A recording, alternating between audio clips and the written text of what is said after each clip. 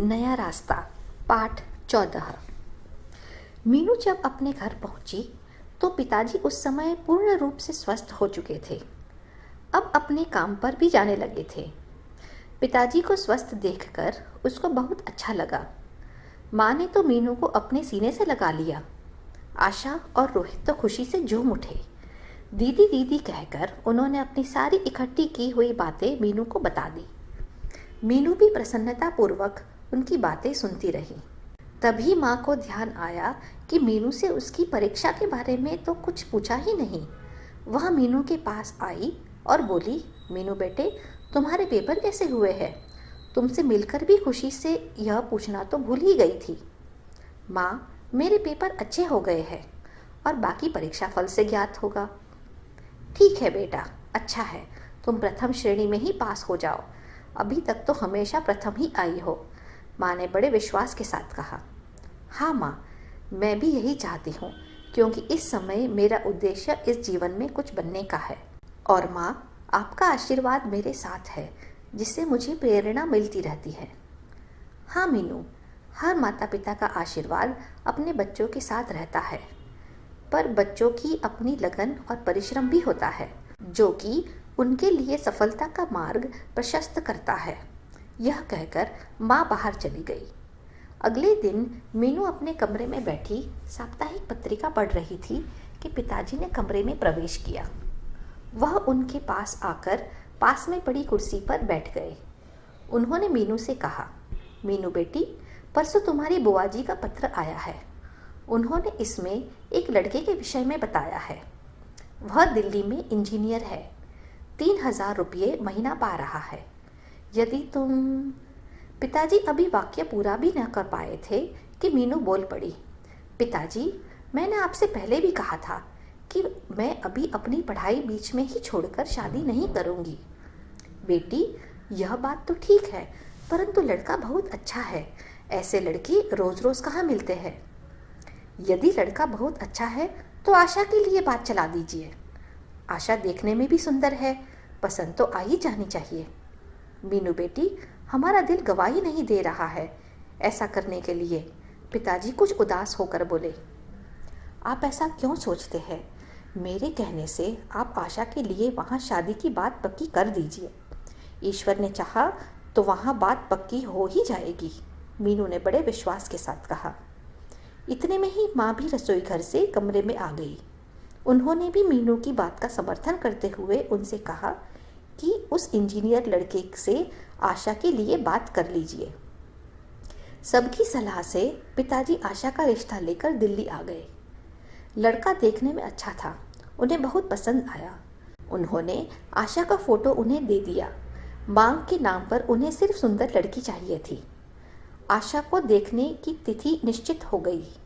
आशा देखने में सुंदर तो थी ही, साड़ी पहनकर जब उसने छोटी सी बिंदी अपने माथे पर सजाई तो उसका रूप और अधिक निखर आया। आशा को देखने के लिए इंजीनियर आलोक, उसकी मम्मी, पापा व उसकी बड़ी भाभी आए।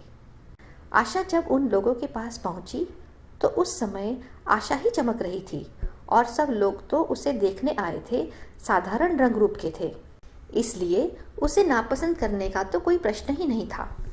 आशा का रिश्ता पक्का हो गया। लड़के वालों को यह बात बता दी गई थी कि इसकी बड़ी बहन की अभी शादी नहीं हुई है, क्योंकि वह अभी वकालत पढ़ रही है। आशा की शादी की तिथि पंडितों ने 4 महीने बाद की सुझाई। अब घर में सब उसी की तैयारियों में लग गए। रविवार का दिन था। मीनू टेलीविज़न पर कार्यक्रम देख रही थी कि नीलिमा का भाई अशोक ने उससे आकर बताया कि नीलिमा मेरठ से आई है और तुम्हें याद कर रही है। नीलिमा का नाम सुनते ही वह खुशी से झूम उठी और अपनी प्रिय सखी से मिलने के लिए बेचैन हो गई। इस समय माँ घर में नहीं थी, पड़ोस में किसी के घर गई थी, इसलिए इस समय उसका जाना संभव न था। माँ के घर में आते ही उसने उन्हें बताया कि आजकल नीलिमा ससुराल से आई हुई है। माँ से आज्ञा लेकर वह नीलिमा के घर चली गई। मीनू को देखकर नीलिमा की प्रसन्नता का ठिकाना ना रहा। वह मीनू से बोली, मीनू, चलो कमरे में चलते हैं, आराम से बैठकर बातें करेंगे। वे दोनों कमरे में जाकर आराम से बैठ गई। नीलिमा का उतरा हुआ चेहरा देखकर मीनू ने पूछा, नीलिमा क्या बात है भाई, आजकल बहुत कमज़ोर सी नज़र आ रही हो। तबीयत तो ठीक है ना? हाँ, वैसे तो ठीक है, परंतु मुझे उल्टियों ने परेशान कर दिया है। ओह अच्छा, यह तो आप खुशखबरी सुनाने जा रही है। यह तो बड़ी अच्छी बात है, मीनू ने हंसते हुए कहा। इतने में ही अशोक ने कमरे में प्रवेश किया। वह भी उन दोनों के पास बैठकर बातें करने लगा। मीनू अशोक से बातें करने में हमेशा लज्जा अनुभव करती थी, परंतु आज वह भी उससे घुल मिलकर बातें कर रही थी, क्योंकि हॉस्टल में रहने पर संकोच स्वयं ही कम हो गया था। कुछ देर बातें करके अशोक वहाँ से उठकर चला गया। नीलिमा को ज़्यादा देर बैठने पर थकान होने लगी। वह पलंग पर जाकर लेट गई। मीनू भी उसी के पास बैठ गई और वे दोनों फिर बातें करने लगी। तभी नीलिमा ने मीनू से शादी के बारे में पूछ लिया। मीनू, तू शादी नहीं कर रही है अभी? मैंने सुना है आशा का रिश्ता हो गया है। हाँ नीलिमा, आशा का रिश्ता हो गया है। लड़का इंजीनियर है, घर भी अच्छा है। पर मीनू, तू अभी शादी के लिए तैयार क्यों नहीं है? नीलिमा ने पूछा। नीलिमा, अब मैं कुछ निराश सी हो गई हूँ। कौन करेगा मुझसे शादी? क्या बात करती है मीनू, मेरे अशोक भैया तो तेरे बहुत दीवाने हैं, हमेशा तेरी ही प्रशंसा करते रहते हैं। यह बात सुनकर मीनू के चेहरे पर कुछ मुस्कुराहट सी झलकी। मुस्कुराते हुए बोली, चल कोई तो है अपनी प्रशंसा करने वाला भी। मीनू, मैं मजाक नहीं कर रही हूँ, तू तैयार हो जा, तेरी शादी अशोक भैया से करा दूंगी। नीलिमा ने बड़े विश्वास से कहा। नहीं नीलिमा, मैं अभी शादी नहीं करूँगी। देख, मैं वकालत पढ़ रही हूँ, अभी सिर्फ 1 ही साल पूरा हुआ है। जिस लक्ष्य को लेकर चली हूँ उसे पूरा होने दो, उसके बाद ही शादी के लिए सोचूंगी। मीनू, तू शादी के बाद भी पढ़ सकती है। नहीं नीलिमा, शादी के बाद मैं उतनी लगन व मेहनत से नहीं पढ़ पाऊंगी। आज नीलिमा ने सोचा था कि मीनू को किसी तरह शादी के लिए तैयार कर लेगी, परंतु मीनू की हट के सामने उसकी एक न चली। कुछ देर तक दोनों बैठी इधर उधर की बातें करती रही। थोड़ी देर बाद मीनू अपने घर आ गई। नीलिमा के ये शब्द कि अशोक भैया तेरे बहुत दीवाने हैं और हमेशा ही तेरी प्रशंसा करते रहते हैं, बार बार मीनू के हृदय के तार झंकृत कर देते हैं। आखिर वह भी तो एक लड़की है और हर लड़की अपनी प्रशंसा सुनकर प्रसन्न होती है। आधी रात तक मीनू करवटें बदलती रही और नीलिमा के कहे शब्द उसके कानों में गूंजते रहे।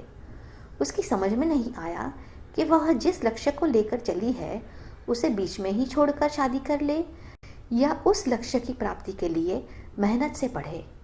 इसी उधेड़ बुन में उसे नींद आ गई।